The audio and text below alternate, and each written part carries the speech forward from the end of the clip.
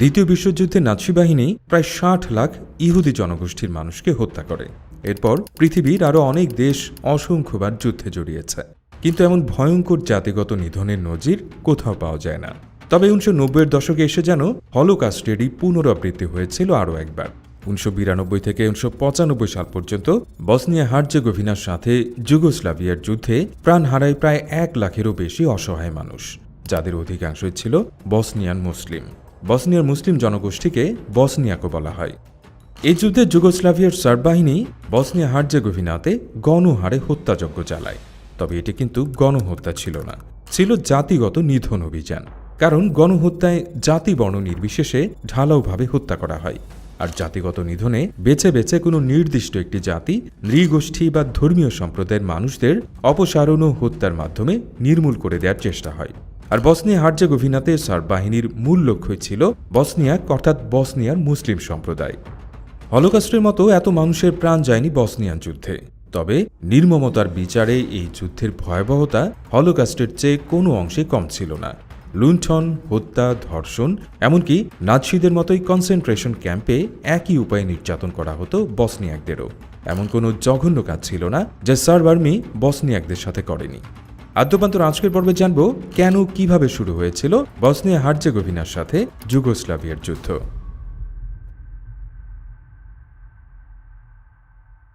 ১৯১৮ সালে সার্বিয়ান সাম্রাজ্য মন্টেনিগ্রো ও স্লোভানিয়া দখল করে নিয়ে গঠন করে যুগোস্লাভিয়া। এরপর ১৯৪১ সালে দ্বিতীয় বিশ্বযুদ্ধের সময় জার্মানরা যুগোস্লাভিয়াকে পরাজিত করে। তখন হাঙ্গেরি, ইতালি, বুলগেরিয়া মিলে যুগোস্লাভিয়ার এক একটি অঞ্চলের নিয়ন্ত্রণ নেয়। এরপর মার্শাল ব্রজ টিটো সোভিয়েত ইউনিয়নের সহায়তায় যুগোস্লাভিয়াকে শত্রুমুক্ত করেন এবং দেশটিতে নিজের একচ্ছত্র আধিপত্য কায়েম করেন। সেই সাথে Bosnia Herzegovina, Serbia, Montenegro, Croatia, Slovenia সহ মেসিডোনিয়াকে নিয়ে গঠন করেন নতুন যুগোস্লাভিয়া। মার্শাল টিটো ১৯৪৫ সাল থেকে ১৯৬৩ সাল পর্যন্ত প্রধানমন্ত্রীর দায়িত্ব পালন করেন, তাও আবার রাজতন্ত্র বা প্রজাতন্ত্রের কোনো সংবিধান প্রণয়ন ছাড়াই। এরপর তিনি আবার বসেন যুগোস্লাভিয়ার রাষ্ট্রপতির আসনে। টিটো মূলত ছিলেন এক নায়কতান্ত্রিক শাসক। প্রথম দিকে তিনি সোভিয়েত ইউনিয়নের প্রতি অনুগত থাকলেও পরবর্তী জোট নিরপেক্ষ আন্দোলনে অগ্রগামী ভূমিকা পালন করেন। তার শাসনামলে যুগোস্লাভিয়ার সাধারণ মানুষজন মোটামুটি শান্তিতেই ছিল। তবে যেহেতু ৬টি ভিন্ন ভিন্ন জাতির সমন্বয়ে গঠিত হয়েছিল দেশটি, তাই জাতীয়তাবাদী আন্দোলনকে ঘিরে ছোটখাটো সমস্যা ছিল বৈকি। কিন্তু মার্শাল টিটোর মতো একজন জনপ্রিয় একনায়কের শাসনের সামনে সেগুলো মাথাচাড়া দিয়ে উঠতে পারেনি। কাজেই দ্বিতীয় বিশ্বযুদ্ধের পর থেকে ১৯৮০ সাল অবধি টিটোর জীবদ্দশায় যুগোস্লাভিয়াতে ভাঙনের কোনো সম্ভাবনাই দেখা দেয়নি। টিটোর মৃত্যুর পর ধীরে ধীরে জাতীয়তাবাদী আন্দোলন মাথাচাড়া দিয়ে উঠতে শুরু করে। বিশেষ করে সার্ব নেতা স্লোবোদান মিলোসেভিচের উস্কানিতে তখন ক্রোয়েশিয়া, বসনিয়াতে থাকা সার্বদের সাথে বসনিয়াক, আলবেনীয় এবং ক্রোয়েটদের সংঘাত বেঁধে যায়, যার ফলশ্রুতিতে ১৯৯১ সালে ক্রোয়েশিয়া, স্লোভেনিয়া ও মেসিডোনিয়া নিজেদের স্বাধীনতা ঘোষণা করার মাধ্যমে যুগোস্লাভিয়া থেকে আলাদা হয়ে যায়। পরের বছর বসনিয়া হার্জেগোভিনাও স্বাধীনতার ঘোষণা দেয়, আর এর মাধ্যমে শুরু হয় এক রক্তক্ষয়ী যুদ্ধ। ১৯৭১ সাল পর্যন্ত বসনিয়ায় সংখ্যাগরিষ্ঠ ছিল বসনিয়াক অর্থাৎ মুসলিমরা, কিন্তু পরবর্তী ২ দশকে প্রচুর পরিমাণে ক্রোয়াট ও সার্বরা বসনিয়া হার্জেগোভিনায় এসে স্থায়ী আবাস গড়ে তোলে। ফলে ১৯৯১ সালের এক আদমশুমারিতে দেখা যায় বসনিয়ার মোট ৪০ লাখ জনসংখ্যার মাঝে শতকরা ৪৪% বসনিয়াক, ৩১% সার্ব ও ১৭% ক্রোয়াট। ১৯৯০ সালে বসনিয়া হার্জেগোভিনায় নির্বাচন অনুষ্ঠিত হয়। একাধিক দল নিয়ে গঠিত হয় কোয়ালিশন সরকার, যার প্রধান হন বসনিয়াক নেতা আলিয়া ইজেতবেগোভিচ। কিন্তু সার্বরা সংখ্যায় কম হলেও বসনিয়াকদের আধিপত্য মানতে ছিল নারাজ। ফলে অস্থিরতা বৃদ্ধি পেতে থাকে সর্বত্রই। এবং কিছুদিন পর সার্ব নেতা রাদোভান কারাজিচ ও তার সার্বীয় গণতন্ত্রী দল কোয়ালিশন সরকার থেকে নিজেদেরকে সরিয়ে নেয়। এরই মাঝে জোরালো হয় বসনিয়া হার্জেগোভিনার স্বাধীনতা আন্দোলন। ১৯৯২ সালে বসনিয়াকরা শান্তিপূর্ণভাবে এক গণভোটের আয়োজন করে, যেখানে মোট জনসংখ্যার প্রায় ৯৯.৭% ভোটার অংশ নেয় এবং ৬৩.৬% ভোটার এই বিষয়ে একমত হয় যে তারা বসনিয়া হার্জেগোভিনার স্বাধীনতা চায়। ভোটের ফলাফল বর্জন করে সার্ব নেতারা, যদিও গণভোটে অংশ নিয়েছিল সার্ব জনসাধারণও। ১৯৯২ সালে বসনিয়া হার্জেগোভিনার স্বাধীনতা ঘোষণা করেন রাষ্ট্রপতি আলিয়া ইজেতবেগোভিচ। যেহেতু আন্তর্জাতিক পর্যবেক্ষকদের উপস্থিতিতে গণভোট অনুষ্ঠিত হয়েছিল, তাই জাতিসংঘ সহ তৎকালীন ইউরোপীয় কমিটি বসনিয়া হার্জেগোভিনার স্বাধীনতার স্বীকৃতি দেয়। তবে যুগোস্লাভিয়ার সার্ব আধিপত্যশীল সেনাবাহিনী ও স্থানীয় সার্ব উগ্রবাদীরা তা মেনে নেয়নি, উল্টো আক্রমণ করে সারায়েভো শহরে। এর মাধ্যমে শুরু হয় বসনিয়ার যুদ্ধ। দ্রুতই সার্ব সেনাবাহিনী বসনিয়ার অন্যান্য শহরগুলোতেও অভিযান শুরু করে। স্থানীয় বাসিন্দাদের জমি সম্পদ কেড়ে নেওয়া হতে থাকে, হত্যা করা হয় অসংখ্য বেসামরিক বসনিয়াকদের। যুগোস্লাভিয়ার সার্ব আধিপত্যশীল বাহিনী পূর্বের নানা ধরনের অপরাধের সাথে জড়িত ছিল এমন সব লোকদের নিয়ে গঠন করে আলাদা একটি বাহিনী, যারা সংকোচহীনভাবে অমানবিক তাণ্ডব চালানো শুরু করে। এমনকি তারা নৃশংসভাবে হত্যা করে শিশুদেরও। এছাড়া এই যুদ্ধে ধর্ষণের মতো একটি অমানবিক অপরাধ যুদ্ধ কৌশল হিসেবে ব্যবহার করতে শুরু করে সার্ব দখলদাররা, কারণ তাদের প্রধান উদ্দেশ্য ছিল বসনিয়াক সম্প্রদায়কে একেবারে নিশ্চিহ্ন করে দেয়া।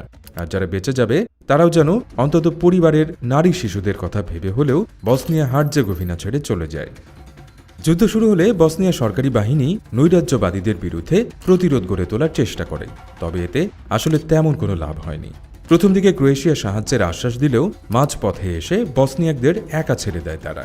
আর এদিকে পরিস্থিতির ভয়াবহতা টের পেয়ে অধিকাংশ ক্রোয়েটরা দেশ ছেড়ে পালিয়ে যায়। 1993 সালের দিকে এসে বসনিয়ার অধিকাংশ অঞ্চল দখল করে নেয় যুগোস্লাভিয়ার সার্ব আধিপত্যশীল বাহিনী। তাই সর্বশেষ আশা হিসেবে একটি বসনীয় ক্রোয়েশীয় ফেডারেশন সার্বদের সাথে আলোচনার মাধ্যমে সমঝোতা করার চেষ্টা করে। তবে সার্বরা তাদের দখলকৃত 1 ইঞ্চি ভূমি ছাড়তেও অস্বীকৃতি জানায়।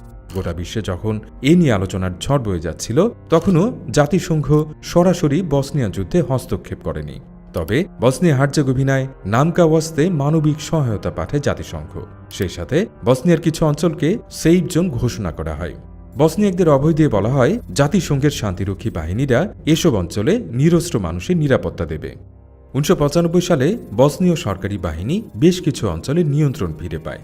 মূলত আগে থেকে আন্তর্জাতিক শান্তিরক্ষী বাহিনী যে অঞ্চলগুলোকে নিরাপদ এলাকা হিসেবে ঘোষণা করেছিল, সেব্রেনিচা এরকমই একটি অঞ্চল, যেখানে জাতিসংঘের পক্ষ থেকে ডাচ বাহিনী শান্তি রক্ষার দায়িত্বে নিয়োজিত ছিল। তাই বসনিয়াকরা নিরাপদ আশ্রয়ের আশায় সেখানে আসে। তাদের পিছু নেয় সার্বরা এবং ডাচদের চোখের সামনে নিরস্ত্র 7 থেকে 8 হাজার অসহায় মানুষকে হত্যা করে, যার মাঝে অনেকেই ছিল নিষ্পাপ শিশু। এর কদিন পরে আবার বসনিয়া হার্জেগোভিনার স্থানীয় সার্বরা সারায়েভো শহরের একটি বাজারে বোমা বিস্ফোরণ ঘটায়। সেখানেও মারা যায় অনেক বেসামরিক বসনিয়াক। দিনকে দিন সার্বদের নিপীড়ন বেড়েই চলছিল। অবশেষে জাতিসংঘ নড়ে চড়ে বসে, হুঁশিয়ারি দেয় সার্বদের। সাথে মার্কিন যুক্তরাষ্ট্রও অনেকদিন চুপ থাকার পর বসনিয়ার পক্ষে আওয়াজ তোলে। কিন্তু সার্বরা এতে কর্ণপাত না করে তাদের ধ্বংসযজ্ঞ অব্যাহত রাখে। তাই জাতিসংঘের পক্ষ থেকে সার্বিয়ার উপর অর্থনৈতিক নিষেধাজ্ঞা আরোপ করা হয়। মার্কিন নেতৃত্বাধীন নেটো সরাসরি যোগ দেয় বসনিয়ার সরকারি বাহিনীর সাথে। এগিয়ে আসে ক্রোয়েশিয়াও। একদিকে অর্থনৈতিক নিষেধাজ্ঞা, অন্যদিকে নেটোর গ্রাউন্ড অপারেশনের ফলে কোণঠাসা হয়ে পড়ে যুগোস্লাভিয়ার সার্ব আধিপত্যবাদীরা। কাজেই সার্ব উগ্রবাদী নেতা স্লোবোদান মিলোসেভিচ আলোচনার টেবিলে বসতে বাধ্য হন। এরপর বেশ কয়েকদিন ধরে দফায় দফায় চলে আলোচনা। অবশেষে 1995 সালের 4 ডিসেম্বর জেইটন চুক্তির মাধ্যমে অবসান হয় নৃশংস এই যুদ্ধের। যুদ্ধের অবসান হলেও পরবর্তীতে বসনিয়ার যুদ্ধে মানবাধিকার লঙ্ঘন, হত্যা, ধর্ষণ ও যুদ্ধাপরাধের দায়ে মোট 161 জনের তালিকা করা হয় এবং জাতিসংঘের আন্তর্জাতিক আদালতে শুরু হয় তাদের বিচার প্রক্রিয়া। 2002 সালে স্লোবোদান মিলোসেভিচকে আদালতে হাজির করা হয়। এরপর আটক থাকা অবস্থায় 2006 সালে আকস্মিক মৃত্যু হয় তার। তৎকালীন যুগোস্লাভিয়ার অধীনস্থ সার্বিয়া চাইলে যুদ্ধের সময় হওয়া মানবতাবিরোধী অপরাধ বন্ধে উদ্যোগ নিতে পারত, অথবা যুদ্ধের পর অপরাধীদের বিচারের মুখোমুখি করতে পারত। তবে তারা এসবের কিছুই করেনি। অথচ আন্তর্জাতিক আদালত সার্বিয়ার উপর জাতিগত নিধন বা গণহত্যার কোনো দায় চাপায়নি। এরপরেও স্বস্তির ব্যাপার হলো অন্তত সরাসরি জড়িত অপরাধীদের অনেকেই বিচারের মুখোমুখি হয়েছে। আর শেষ পর্যন্ত বসনিয়া হার্জেগোভিনা ফিরে পেয়েছে তাদের কাঙ্ক্ষিত স্বাধীনতা।